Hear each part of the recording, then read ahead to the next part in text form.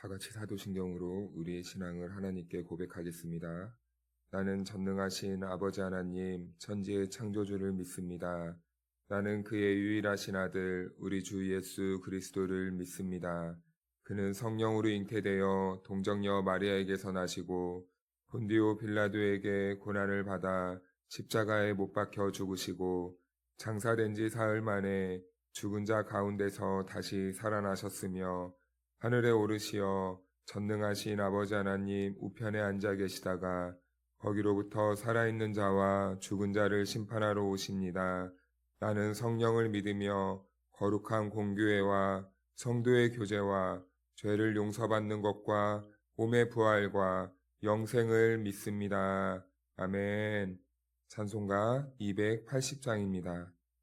전부여 의지 없어서 손들고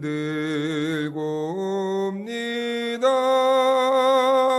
주 나를 외면하시면 나 어디 가리까. 내 죄를 씻기 위하여 피 흘려 주시니 곧 되게 하는 마음으로 주 앞에 옵니다.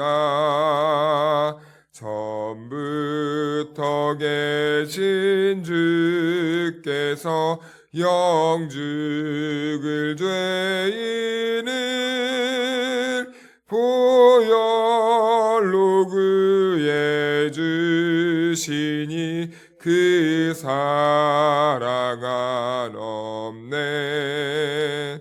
내 죄를 씻기 위하여 피 흘려 주시니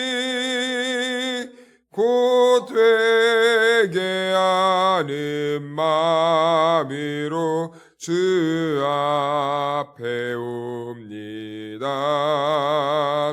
나 예수 의지함으로 큰 권능 받아서 주님께 구한 모든 것 늘 얻겠습니다. 내 죄를 씻기 위하여 피 흘려 주시니 곧 되게 하는 마음으로 주 앞에 옵니다. 아멘. 오늘 우리에게 주신 하나님의 말씀 보도록 하겠습니다. 출애굽기 10장 1절에서 11절 말씀까지입니다. 여호와께서 모세에게 이르시되 바로에게로 들어가라. 내가 그의 마음과 그의 신하들의 마음을 완강하게 함은 나의 표징을 그들 중에 보이기 위함이며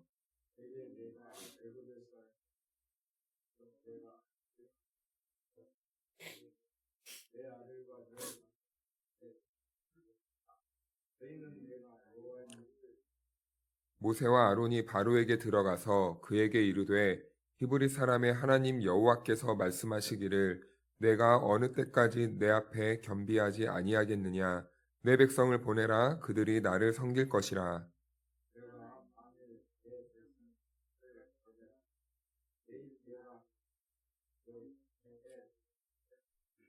메뚜기가 지면을 덮어서 사람이 땅을 볼 수 없을 것이라.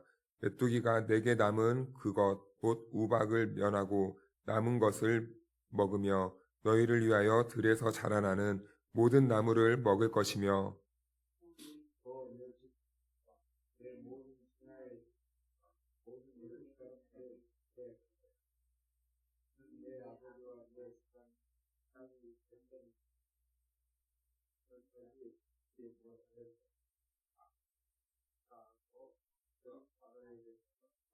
바로의 신하들이 그에게 말하되 어느 때까지 이 사람이 우리의 함정이 되리이까?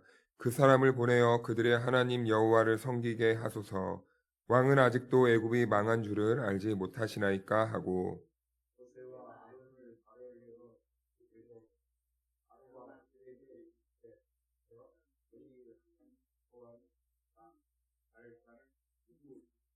모세가 이르되 우리가 여호와 앞에 절기를 지킬 것인즉 우리가 남녀노소와 양과 소를 데리고 가겠나이다.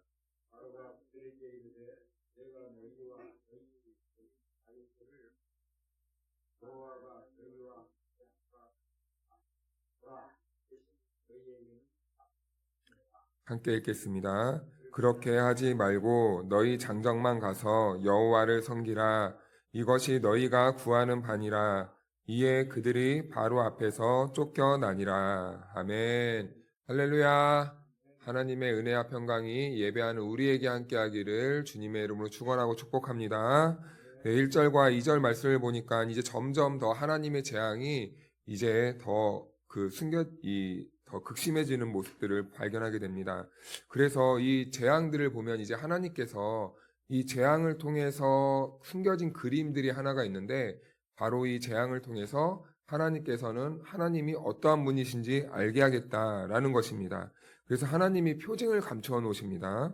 그래서 하나님의 이 숨겨진 표징이 무엇을 목표로 하느냐라고 이렇게 보면은 하나님은 한결같습니다. 이 10가지의 재앙, 이 표징들을 통해서 하나님이 창조주 하나님이시고 하나님이 세상을 통치하시고 다스리시고 하나님이 신 중의 신, 바로 유일하신 신이라는 것을 먼저는 모세와 이스라엘에게, 그리고 바로와 애굽 사람들에게, 온 천하에 하나님께서는 알리시기 위함이라는 겁니다. 그래서 하나님은 이 모든 세상에 일어나는 일과 이 세상 모든 만물을 꼭 소품처럼 사용하셔서 하나님이 주인공 되시고 하나님을 보여주기 위한 그 도구들로 사용하고 있는 모습을 우리는 발견하게 되는 것이죠. 이렇듯 하나님의 나라를 중심으로 일어나는 모든 크고 작은 일들은 다 하나님의 뜻과 하나님의 섭리 안에 있다는 것을 이 말씀을 통해서 계속해서 하나님께서는 우리들에게 말씀해주고 있는 것입니다. 그러니까 일어나는 모든 일들은 하나님의 주권을 벗어나는 일이 단 하나도 없는 거예요. 그래서 우리 안에 일어나는 모든 일들, 크고 작은 사건들, 나에게 경험되어지는 모든 것들은 다 하나님의 계획과 하나님의 주권 속에서 바로 우리들에게 하나님이 누구인지를 알게 하기 위함이고, 그리고 우리를 통하여서 증거되는 하나님을 온 세상에 알게 하기 위한 그 목적이 있다는 것입니다. 그래서요, 하나님께서는 온통 우리들에게 하나님을 알게 하기 위한 그 뜻을 가지고 있다는 것입니다. 그래서요, 우리는요, 우리 주변에 크고 작은 문제가 생겨날 때가 있습니다. 자, 그럴 때 우리가 해야 되는 태도가 있는데, 우리는 계속해서 그 원인을 파고 헤쳐가려고 합니다. 우리의 생각과 우리의 이성과 그리고 우리의 뜻과 세상적인 방법으로 이게 왜 나에게 일어났을까? 계속 이렇게 분석하고 해석하려고 하는 때가 있습니다. 그런데요, 우리는요, 우리에게 일어나는 작은 일, 큰 일, 이런 일들이 일어나면요, 우리는 이렇게 반응할 수 있어야 되는데요. 하나님이 이 사건을 통해서 나에게 주시고자 하는 메시지는 무엇인가? 하나님은 왜 나에게 이런 일을 겪게 하셔서 하나님 왜 이런 일을 겪게 하셨을까? 이렇게 생각하면서 하나님은 이 일을 통해서 내가 무엇을 깨닫길 원하실까? 하나님은 나에게 무슨 말씀을 하고 싶은 것일까? 우리는 분석과 해석이 아닌 하나님의 메시지를 들을 수 있는 그러한 태도를 보여야 된다는 것입니다. 그래서 2절을 보면요, 정확하게 알 수 있는데요. 그들 가운데서 행한 표징을 내 아들과 내 자손의 귀에 전하기 위함이라. 너희는 내가 여호와인 줄을 알리라. 아멘. 네, 하나님께서는 내가 여호와인 줄을 알리라, 내가 여호와다라는 것을 알리기 위해서 지금 이 애굽의 땅과 그리고 이스라엘 백성들에게 재앙을 보여주고 있다는 것입니다. 그래서 하나님께서는 모세에게 그 표징의 의미를 알려주시는 거죠. 그리고 그 하나님이 하나님 되심을 알게 하기 위해서 내려준 7째 재앙이 바로 메뚜기 재앙입니다. 이 요한계시록에서는 5째 나팔을 불 때 이 황충이라는 이 곤충이 나오는데요. 여기에서 이 메뚜기는 이 황충은 메뚜기과라고 합니다. 이 매우 큰 메뚜기처럼 생긴 곤충인데 메뚜기입니다. 그런데요, 이 메뚜기는요, 매우 큽니다. 매우 커서 꼭 손바닥만 해요. 엄청 커요. 그런데 이 메뚜기의 특징은 정말 이 떼를 몰려다니면서 정말 하늘을 시커멓게 덮어버립니다. 그래서 그 메뚜기 떼는 이 온 지면을 돌아다니면서 이 녹색만 보이면요, 다 뜯어먹는 거예요. 온갖 식물들을 다 뜯어먹는 거예요. 그러니까 그 땅에는요, 남는 게 하나도 없어요. 그냥 이제 이제 흙만 남게 되는 것입니다. 그래서 메뚜기 하면요, 크게 세 가지가 떠오르게 된다고 해요. 첫 번째는 파멸, 파괴, 그리고 황폐함입니다. 메뚜기가 쓸고 가면요, 아무것도 남지 않는 거예요. 초록 식물들은 완전히 다 사라지게 되는 겁니다. 모든 것들이 다 파괴되고 파멸되고 황폐해지게 되는 것을 하나님께서는 말씀해주고 있는 것이죠. 지도로 보면요, 애굽 땅을 보면요, 남과 북의 거리가 총 800km 정도가 됩니다. 그런데요, 성경을 보면요, 그 전역을 다 덮게 된다고 말해요. 단순한 때가 아니라 어마어마한 때가 지금 몰려올 것이라, 완벽한 심판, 완벽한 파괴가 올 것이라는 것을 하나님께서는 이렇게 말씀해 주고 있는 것이죠. 그런데요, 특이한 것은요, 하나님께서 고센 지역에 있는 히브리 백성들은 건들지 않으십니다. 보호하십니다. 하나님께서는 이제 구분하고 있는 것이죠. 이 심판이 오는데 하나님의 백성들과 하나님의 백성이 아닌 사람들을 이제는 서서히 더 명확하게 구분하기 시작합니다. 그래서 하나님은 고센 땅에 있는 히브리 백성들을 구분하기 시작하는 것이죠. 보호하는 것입니다. 그런데 4절 말씀을 보니까 이렇게 되어 있네요. 네가 만일 내 백성 보내기를 거절하면 내일 내가 메뚜기를 내 경내에 들어가게 하리니, 이렇게 말씀하십니다. 이 말은 무슨 말입니까? 내일까지입니다. 내일까지. 이 말은 내일까지 내가 너에게 기회를 주겠다. 하나님은 여전히 바로에게 기회를 주고 있는 모습을 보입니다. 그러니까 지금 바로가 해야 될 것은 무엇입니까? 빨리 하나님의 이 재앙과 심판을 들었으면 돌아가야 됩니다. 하나님이 아직 내일까지 기회를 주시는 거예요. 그런데 크게 보면요, 아직 10가지 재앙이 끝나기 전입니다. 하나님은 계속해서 이 바로에게, 애굽 사람들에게 기회를 주고 있는 모습을 보여주고 있는 거예요. 아직 내일까지라는 이 시간이 남아 있습니다. 그래서 우리는 여기에서 하나님의 성품이 어떠한지 보게 되는 것이죠. 하나님은요, 우리가 돌아올 때까지, 우리가 하나님께로 온전히 돌아올 때까지 여전히 우리들에게 시간을 주시고 기회를 주시는 분이라는 것을 깨닫게 됩니다. 하나님은 우리가 하나님께 돌아올 수만 있다면 시간을 얼마든지 늦춰주실 수 있는 분이 바로 하나님 아버지이십니다. 왜냐하면은 그 이유는 딱 하나인데요. 하나님은 하나님의 자녀들을 계속해서 돌아오기만을 기다리고 계시는 분이에요. 하나님은 집 나간 둘째 아들이 언제 돌아올까 매일마다 문 앞에 나가서 그 아들을 기다리듯이 우리 각 개인 한 사람 한 사람이 하나님께 돌아오기만을 여전히 기다리고 계시고 여전히 그 여지를 지금 두고 있는 모습입니다. 그러나요, 바로는 어떻습니까? 완고합니다. 그 마음을 꺾지 않습니다. 하나님을 이기려고 합니다. 그러다가 보니까 재앙을 받게 되는 것이죠. 5절 말씀을 보니까요, 이제 메뚜기 떼가 나뭇가지 전부 갉아먹게 될 것입니다. 그리고 재미있는 것은요, 이제 7절인데요. 바로와 이 신하들의 대화가 이제 서로 엇갈리는 모습을 보여주고 있습니다. 제가 읽어드리겠습니다. 바로의 신하들이 그에게 말하되 어느 때까지 이 사람이 우리의 함정이 되리이까? 그 사람을 보내어 그들의 하나님 여호와를 섬기게 하소서. 왕은 아직도 애굽이 망할 줄을 알지 못하시나이까 하고. 네, 바로는 완고하게 하고 있는데 신하들은 어떡합니까? 아니, 그럼 보냅시다. 지금 우리 땅이 망하고 있는 거 안 보이십니까? 우리 땅 이미 망했습니다. 무슨 고집을 그렇게 부리십니까? 지금 자존심을 내세울 때가 아닙니다. 그렇죠.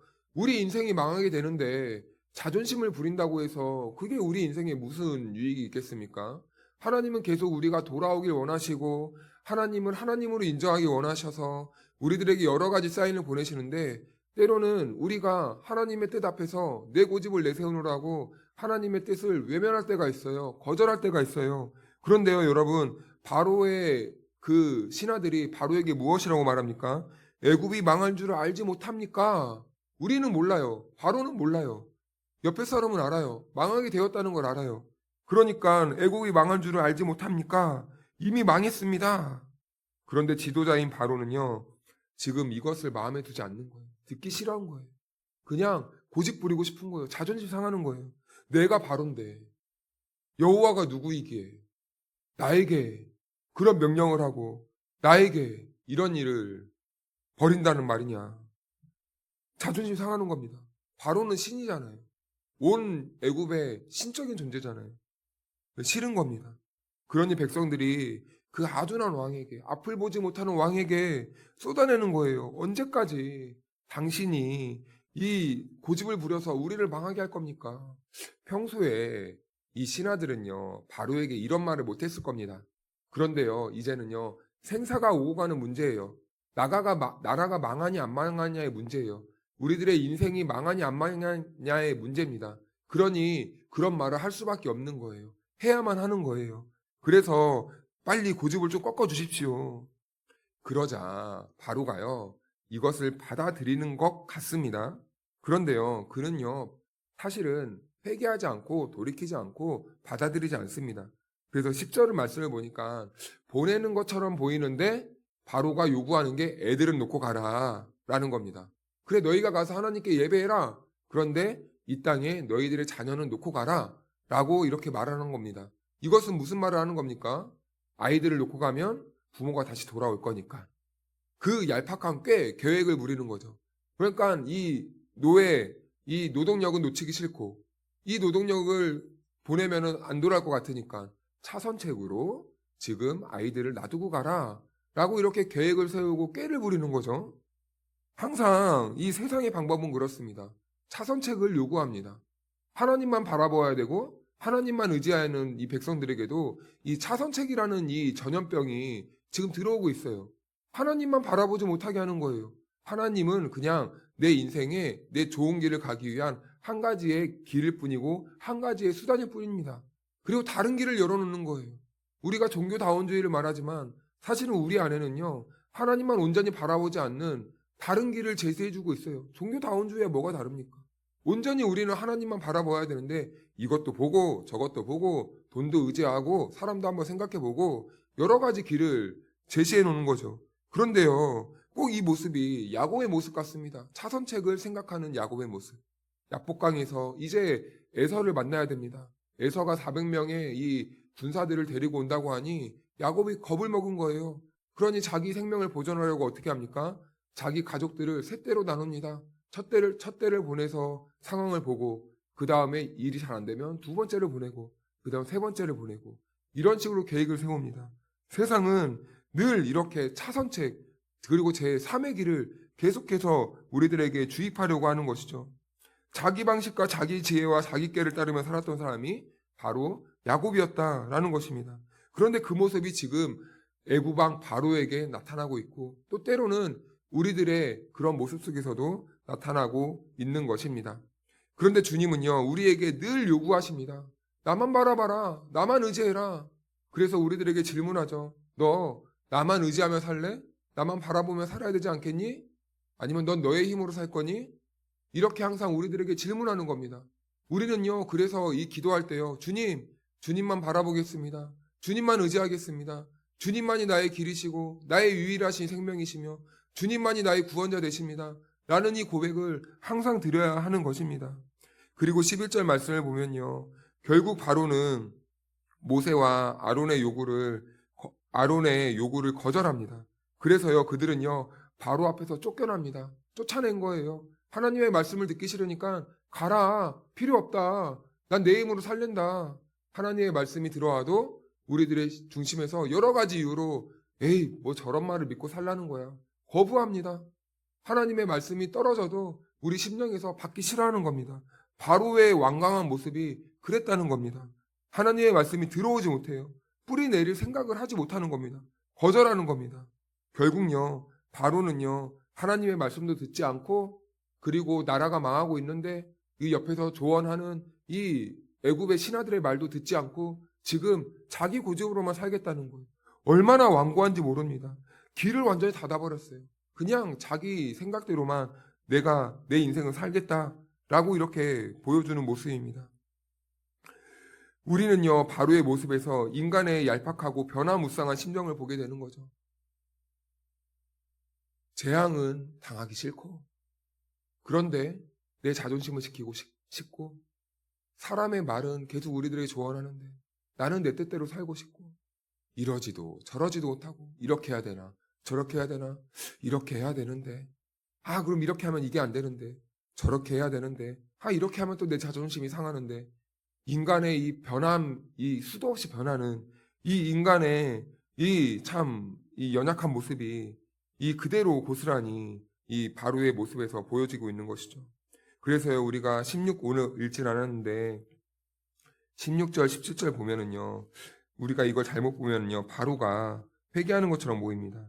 바로가 모세와 아론을 급히 불러 이르되 내가 너희 하나님 여호와와 너희에게 죄를 지었으니 바라건대 이번만 나를 죄를 용서하고 너희의 하나님 여호와께 구하여 이 죽음만은 내게서 떠나게 하라. 네, 그런데요, 우리는 알고 있습니다. 바로가 하나님께 회개한 것처럼 보이지만 결국에는요, 바로는 10가지 재앙, 그리고 그 이후에 홍해 앞에서 애굽의 모든 병사들이 수장당할 때까지 회개하지 않는 모습을 보여요. 바로는요, 회개하는 것처럼 보이지만 회개하지 않습니다. 왜냐하면 그 바로의 눈은 영적으로 꽉 막혀서 어두워졌기 때문이에요. 인간에게 죄가 들어왔을 때 나타나는 증상이 무엇입니까? 영적인 무지함입니다. 영적인 무지함 때문에 하나님이 계신 것을 알지 못하고, 하나님이 있는 것을 깨닫지 못하고, 하나님 나라를 바라보지 못하고, 하나님의 음성을 듣지 못하는 그 영적인 어둠이 그 인간에게 왔듯이 지금 바로에게도 영적인 그 어둠이 온 것입니다. 그래서요, 이 9번째 재앙이 무엇입니까? 흑암의 재앙이에요. 앞을 보지 못한 거예요. 애굽 온 땅이 깜깜해졌어요. 이것은 영적인 어둠을 말하는 것이죠. 사람들이 영적으로 무지해졌다는 것을 이렇게 지적하는 겁니다. 엠마오로 향하던 두 제자가 있습니다. 그들은 예수님과 함께 동행했습니다. 그런데 예수님이 계신 것을 알지 못해요. 왜입니까? 아직 예수님을 볼 수 있는 영적인 눈이 열리지 않았기 때문입니다. 그래서 영적인 눈이 어두워서 예수님을 보지 못했던 거예요. 어둠은요, 사람의 눈을 가리는데 그 사람의 단순히 눈만 가리는 게 아니라 이성까지도 가립니다. 이성을 가려지는 그 인간의 그 모습은 어떻습니까? 매우 끔찍한 인간이 되는 거죠. 영적인 것을 보지 못하니까 죄의 결과로 인간이 인간성을 잃어버리고, 그리고 인간으로 하지 못하는 그 행동을 하는 겁니다. 단순히 하나님만 떠나는 것이 문제가 아니라 하나님을 떠난 인간들의 모습을 보면 이 추악함과 살인과 더러움과 온갖 죄악들을 쏟아낸다는 것에 문제가 있는 것입니다. 자기 혼자만 죽으면 괜찮아요. 그런데요, 다른 여러 사람들까지 죽이게 하는 겁니다. 바로 한 사람의 그 고집 때문에 애굽의 모든 사람들, 애굽의 사람들이요, 이제 곧 죽게 생겼어요. 그 지도자 한 사람 때문에, 나 하나 때문에 영적으로 어두워서 많은 사람들까지도 하나님께 돌아가지 못하게 하는 겁니다. 때로는 우리가 세상 앞에서 우리가 그런 가루막이 될 수가 있어요. 우리 하나 때문에, 나 하나의 행실 때문에 다른 사람들에게 하나님을 거절하게 하고, 하나님을 보지 못하게 하고, 하나님을 욕되게 하고, 하나님께 나아가지 못하게 하는 그 걸림돌이 우리가 될 수도 있다는 겁니다. 바로가 그랬다는 거예요. 인간성이 파괴된 그 괴물이 되고 있는 것입니다. 그래서 어떤 목사님은 가장 영성 있는 사람을 말할 때 인간성의 회복이라고 말을 합니다. 가장 영성 있는 사람은요, 인간답게 사는 인생이 가장 이 영성 있는 사람이라고 해요. 그래서 이 예수님의 모습을 볼 때도 예수님은 성육신하셔서 어떠한 모습으로 살아가셨습니까? 인간으로서 마땅히 살아야 될 모습으로 사셨습니다. 인간과 함께 관계를 맺으며, 인간과 함께 먹고 마시며, 인간으로서 사랑과 자비와 긍휼을 베풀며 하나님의 원래의 모습대로 창조된 그 모습 그대로 약한 자들을 돕고, 약한 자들을 손 내밀어주며 대화하고 고쳐주고 치유해주고 친구 되어주는, 먹고 마시는 인간다움의 인간을 살았다라는 것입니다. 그것이 바로 가장 영성 있었던 예수님의 모습이고, 오늘날 우리 그리스도인들이 추구해야 되는 모습이라는 거죠. 그래서 여러분, 우리는 오늘 이 시간 이 말씀을 주신 그 하나님의 말씀을 들으면서 우리가 한 가지 기억하고 기도했으면 좋겠습니다. 메뚜기 재앙은요, 황폐함, 이 온 땅의 황폐함, 그리고 우리의 영적인 황폐함, 우리의 삶의 황폐함을 말했다면요, 어둠의 재앙은요, 인간의 무지가 얼마나 무서운 것인지를 오늘 이 말씀을 통해 우리들에게 말씀해주고 있는 것이죠.